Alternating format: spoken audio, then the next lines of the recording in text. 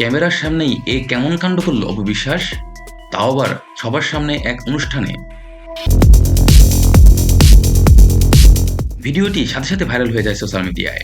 আর এই ভিডিও চোখ এড়ায়নি বুবলির। আর এই ভিডিও যখনই দেখেছেন বুবলি, সাথে সাথে তার প্রতিক্রিয়াও দিয়েছেন। চলুন শুনে আসি তিনি কি বললেন। মনে হচ্ছে শুধু দেখি, শুধু রিয়াকশনটা আমরা রিসিভ করি। এখন দর্শক বলছে, দর্শক সবাই সোশ্যাল মিডিয়াতে শেয়ার করছে। এখন আমার মনে হয় যে শুধু চুপ থেকে এই এখন সম্পূর্ণ দর্শকদের হাতে সবকিছু, যেটা তারা তো সেখান থেকে এগুলো জানে। হ্যাঁ, ভালো কথা।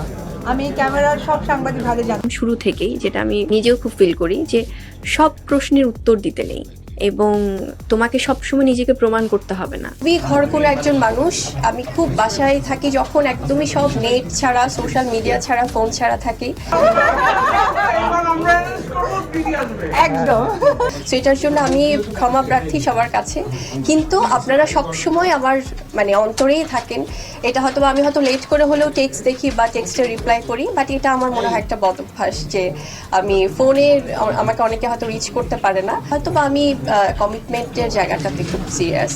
এটা আমি ছোটবেলা থেকেই আমার মনে হয় যে আমি কাজের ক্ষেত্রে বা যে কোনো কমিটমেন্টের ক্ষেত্রে আমার মনে হয় যে আমি খুব সিনসিয়ারভাবে।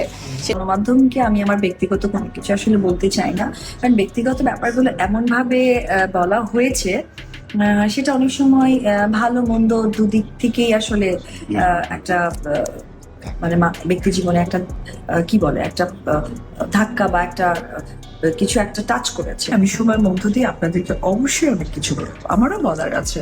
তো সেই জায়গা থেকে আমি এটুকু বলতে চাই যে গাইস, সবার আগে আপডেট পেতে এখনই চ্যানেলটি ভিজিট করো এবং সাবস্ক্রাইব করো আর কমেন্টস বক্স দেখো। নিজের জায়গা থেকে চিন্তা করলেও কিন্তু আমার এই উত্তরের সাথে